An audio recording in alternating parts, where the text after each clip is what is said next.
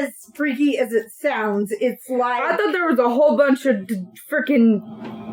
It's like bears in, like, an enclosure surrounding the castle. So, like, probably hungry bears that would, attack you if you tried to get to the castle. That makes sense.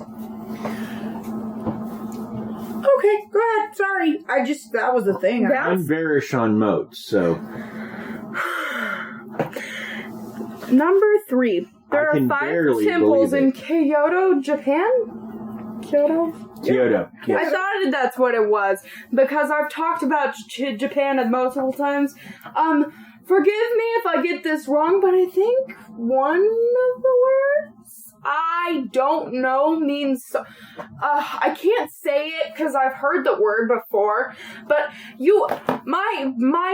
what's her name? I don't know who that was, but Keiko? Yes, she needs to, I can't remember what the word is pronounced like, but it's like, gomenasai, something like that? She needs to correct me on this. If you're hearing this, yes, you need to correct me. But yeah, I know, I've been talking about it a couple times. Okay. Anyway, sorry. Japan... I can barely believe this is true. What? Your puns are getting a little unbearable because they're not any good. A comeback with a pun! That's right, because I'm way better at puns than he is. Okay. There are 5 temples in Kyoto, Japan that have blood-stained ceilings. The ceilings are made from floorboards of a castle where warriors killed themselves after a long hold-off against an army. Well. Okay. Interesting.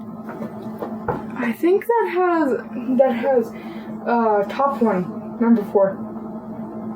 P-R-E-D. Prajama? Castle? Prajama Castle was under siege by the Austrian army for almost a year.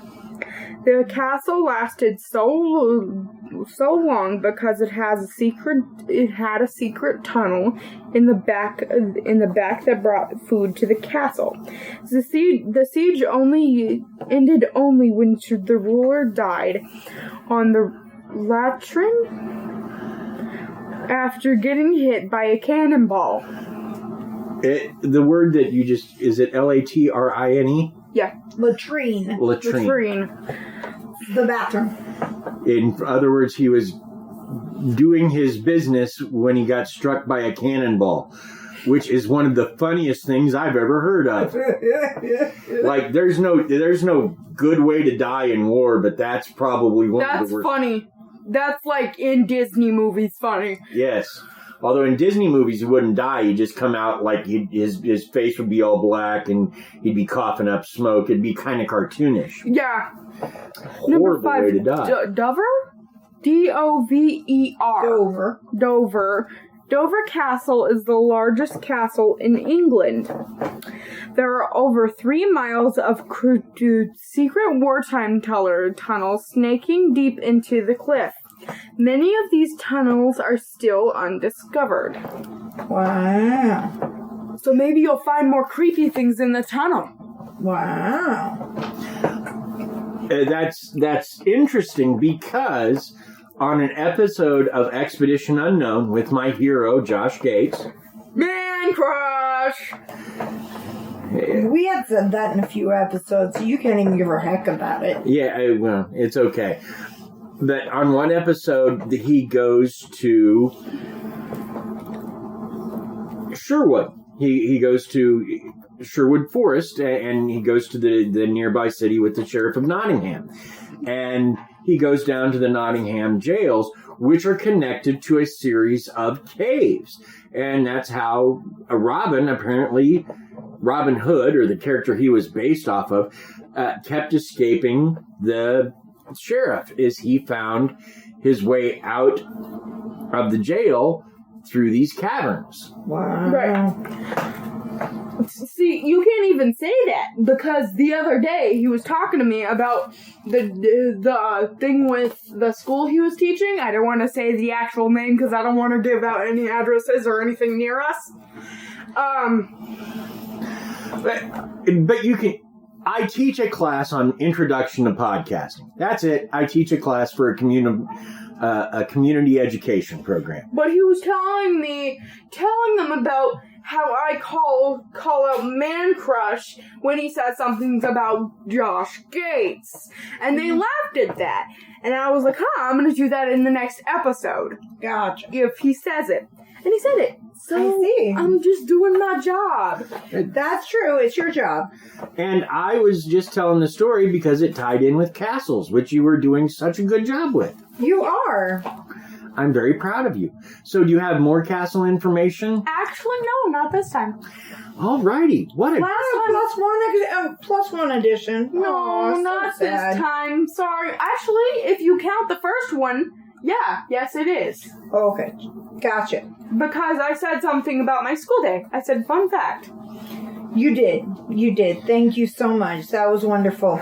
You're welcome. Round of applause. Yay for Krysta.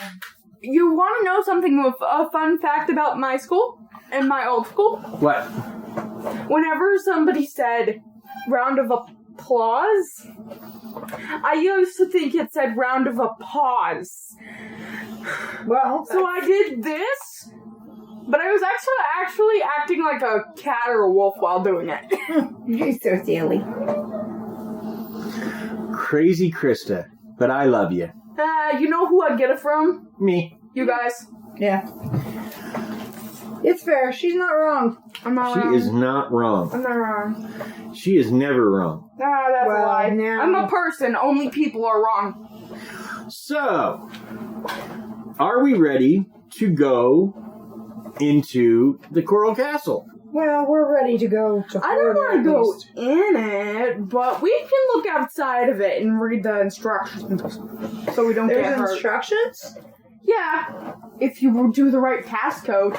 Oh. Man, Alrighty. she's making this really difficult. Go ahead. Well, you cannot talk about Coral Castle without talking about Edvard Leeskalnin. And I may not be pronouncing that Is he right. gonna haunt us if we don't? It's not that he's going to haunt us. It's just he is the sole guy responsible for creating it.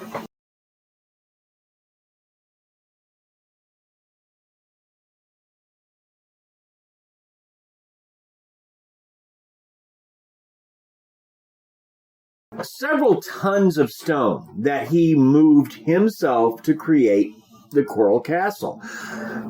But we know very little about Edward, or at least up to a point we do.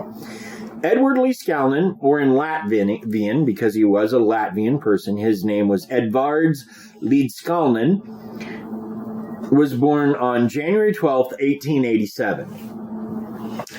He emigrated to the United States from Latvia, which was then part of the Roman Empire. Wow. He was a self-taught engineer who single-handedly built the Coral Castle. Also, he didn't have any more than a fourth grade education. He'd been a sickly child, and he read a lot. But he was not in school past what we would consider the fourth grade. Wow.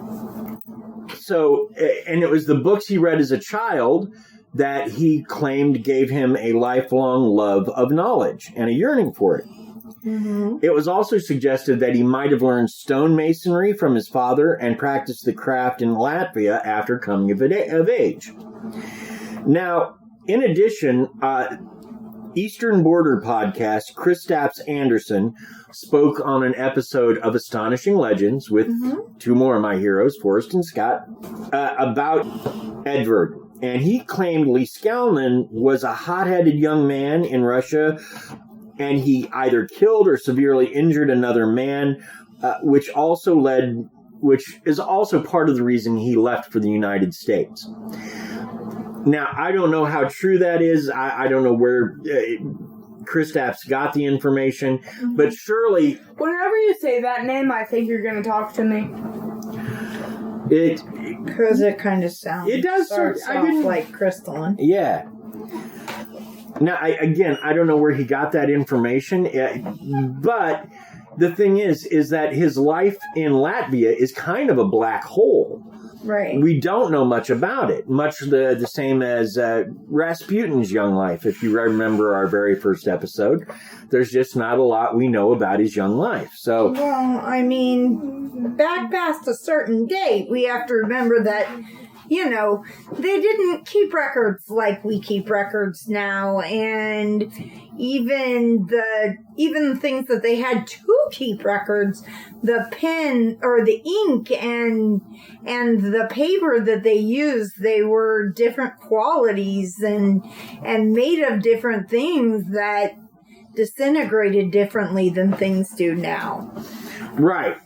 And not all of it survived, and some things weren't written down, and so a lot of things were kept alive by an oral tradition that has to some extent broken down. People weren't born in hospitals always, and or very rarely, and there weren't, you know, dental records and police records and state records and all of the things that we kind of take for granted nowadays as far as public records go. Right. So there's really not a lot we know about Leeskalnin. Like I said, Kristaps Anderson says that he was kind of a hothead, and he was kind of a political young man, and he got into a lot of trouble because of that, between fights and violence and whatever. We also know that at the age of 26, he was engaged to marry Agnes Skufst, who was 10, and it's sometimes pronounced Scuffs, but it's spelled Skuvst. So to any of our Russian listeners, and we have a few, if I'm mispronouncing that, I am sorry. Hello, Russian listeners. However, he was engaged to marry Agnes Skufst, who was 10 years younger than him. So he was 26, she was 16. Now, however you feel about this, you have to remember it was a different time. Yeah. And while I will not defend the practice, I will say it wasn't uncommon.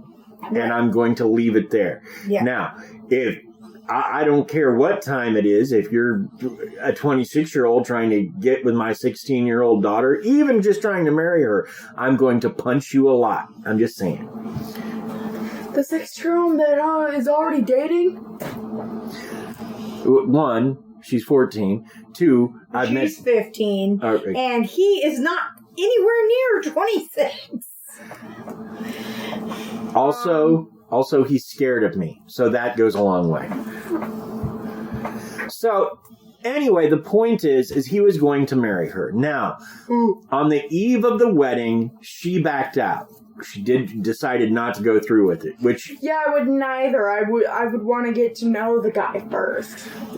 Again, that was not a luxury people necessarily had back in the day. Now, New York City, he was there until August when he moved to the Pacific Northwest because the logging industry was quite active. Okay. So Florida wasn't his first stop. Florida was not his first stop. On June 5th, 1917, while in Oregon, he filled in his draft registration stating that he was self-employed and engaged in axe handle manufacturing. Okay. The 1920 census data revealed that he resided in Reedsport, Oregon. Now, in the winter of 1922 to 23, supposedly he contracted tuberculosis, and it was then he moved to the warmer climate of Florida, where he purchased an undeveloped parcel of land in Florida City, which at the time was not very populated. Right. Very lightly populated. Now, so we're talking what, you said 1920? 1922 to 23. Now, something that we need to talk about now. Edvard Leeskalnin was about 5 foot tall and maybe 100 pounds soaking wet. What? So he was little. He was